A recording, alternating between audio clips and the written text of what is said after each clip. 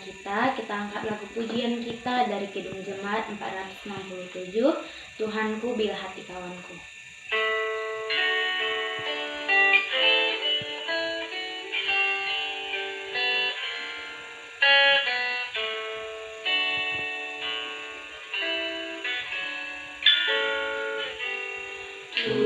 Tuhanku bila hati kawanku terluka oleh tingkah ujarku dan kehendakmu jadi panduku, ampunilah.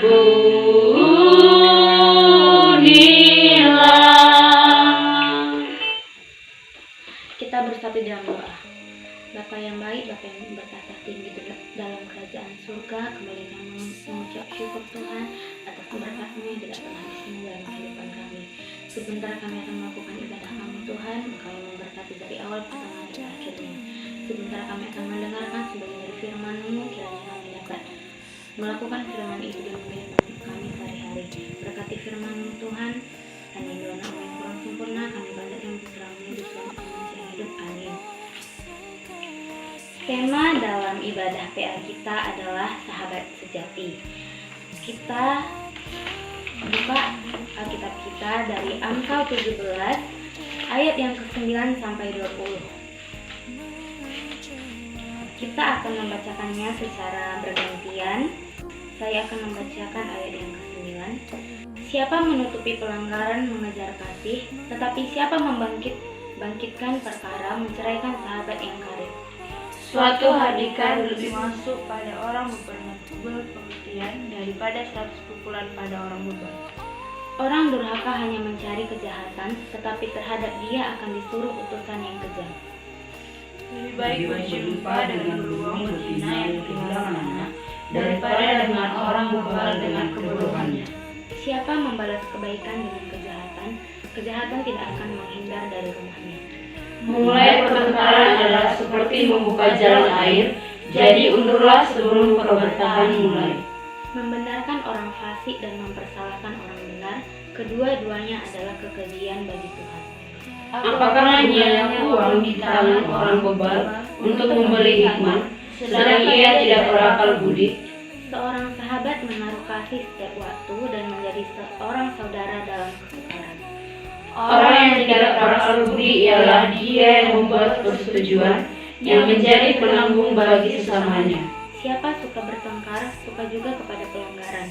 Siapa memewahkan pintunya mencari kehancuran.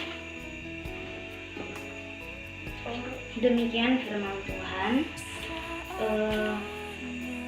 Tema dari ibadah kita hari ini adalah sahabat sejati. Nah, BFF atau Best Friend Forever merupakan sebuah istilah yang sempat tren di kalangan para pemuda dan pemudi. Banyak yang mengupload foto dengan sahabat baiknya, bahkan menulis caption BFF. Bahkan tidak sedikit pula yang menulis captionnya statusnya dengan ayat Alkitab tentang persahabatan. Setiap kita yang ada di sini pasti memiliki seorang sahabat. Sahabat untuk berbagi keceriaan dan kesedihan. Sahabat yang siap mendengar keluh kesah kita. Sahabat yang selalu ada untuk kita dan menguatkan kita ketika kita dalam keadaan yang lemah. Namun, di luar sana ada banyak orang yang tidak seberuntung kita, sebab ada orang yang menganggap bahwa sahabat adalah sosok yang mustahil untuk didapatkan dan sahabat sejati itu tidak mungkin ada. Kenapa hal itu bisa terjadi? Ada beberapa faktor yang menyebabkan seseorang kehilangan kepercayaannya terhadap sesuatu yang bernama sahabat.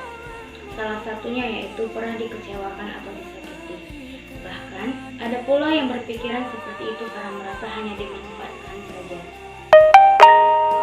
Banyak sekali di antara kita yang mungkin sering dikecewakan oleh teman atau sahabatnya sendiri gitu. Jadi, dia merasa sakit hati dan tidak percaya lagi dengan apa kata sahabat itu. Pada saat ini, seorang sahabat sejati sangat sulit untuk ditemukan. Mungkin salah satunya adalah ketidakcocokan atau mungkin terlalu menetapkan standar yang tinggi mengenai seorang sahabat. Misalnya di antara kita gitu ada yang dia adalah sahabatku, dia harus kayak gini, dia harus stylenya sama dengan aku, dia harus mempunyai selera yang sama dengan aku. Misalnya dia harus suka K-pop kayak aku gitu. Kalau dia nggak suka berarti dia nggak sahabatku. Nah itu adalah tidak, itu bukan seorang sahabat sejati namanya. Karena sahabat adalah seseorang yang Tuhan berikan bagi kita untuk mengingatkan dan menguatkan kita. Seorang sahabat yang baik tidak hanya ada di saat kamu senang saja, namun ada saat kita sedih. Ia juga akan menegur kita saat kita melakukan sebuah kesalahan demi mengoreksi diri kita sendiri. Misalnya kita pakai baju yang terbuka gitu, dia bilang itu bajumu itu terlalu terbuka gitu. Dia menegur kita untuk membangun kepercayaan diri kita supaya kita menjadi orang yang lebih baik lagi. Di Alkitab sendiri, kita bisa melihat persahabatan antara Daud dan Yonatan. Persahabatan mereka Tuhan berkati dan mereka saling mengasihi satu sama lainnya. Meskipun Saul, ayahnya Yonatan, hendak membunuh Daud, Yonatan tidak segan-segan untuk membantu Daud. Bahkan ia pun menguatkan Daud ketika Daud dalam keadaan yang lemah. Karena kasihnya, Yonatan bahkan mempercayai kekuasaan raja kepada Daud yang seharusnya itu merupakan miliknya. Apakah persahabatan yang sedang kita jalani sudah sama seperti persahabatan antara Daud dan Yonatan? Di dalam Amsal 27 ayat 6 dikatakan demikian, seorang kawan memukul dengan maksud baik, tetapi seorang lawan mencium secara berlimpah-limpah. Dalam kehidupan sehari-hari kita sering juga kita alami seperti itu. Sahabat kita pasti menegur kita kalau kita melakukan kesalahan, tapi orang yang munafik pasti dia menyanjung-nyanjungkan nama kita di depan kita, tapi di belakang kita pasti dia membicarakan kita yang jelek-jelek sama orang lain kayak gitu. Jika kamu tidak mengasihi sahabatmu sendiri, bagaimana kamu dapat menghargai persahabatan yang telah dibangun? Di dalam Amsal 17 ayat 9, siapa menutupi pelanggaran, mengejar kasih, tetapi siapa membangkit-bangkitkan perkara menceraikan sahabat yang karib. Misalnya dalam kehidupan bersahabat itu kan kita pasti sering mempunyai masalah dengan sahabat kita. Nah, di situ kita kalau mempunyai masalah dengan sahabat kita harus segera langsung menyelesaikan masalah itu agar tidak bertambah-tambah gitu beban dalam hati kita. Terus kita selalu mengungkit-ungkit masalah itu supaya terjadi pertengkaran. Jika pada saat ini kita sudah menjalin sebuah persahabatan, maka hargailah persahabatan itu dan kasihilah sahabatmu. Kasih yang tulus identik dengan kesetiaan. Ketika persahabatan kalian diuji, tetap milikilah kasih itu sebab persahabatan yang sejati tidak akan lekang oleh waktu.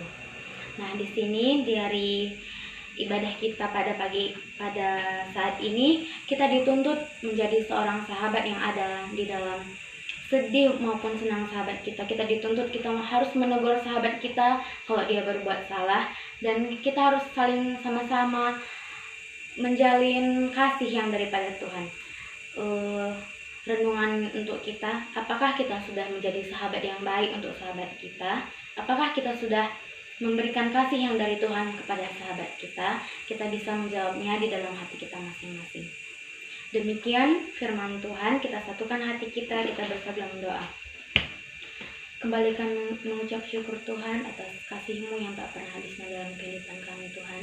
Tadi kami sudah mendengarkan sebagian dari firman-Mu, kiranya kami bisa menjadi sahabat yang baik, sahabat yang menegur sahabat kami kalau mereka melakukan kesalahan, mengasihi sahabat kami ada dalam keadaan senang maupun sedih di dalam kehidupan sahabat kami.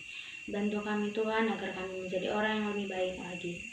Hanya ini doa anak-Mu, kami panjatkan putra-Mu, Juru Selamat kami yang hidup. Shalom, demikian ibadah PA kita. Shalom.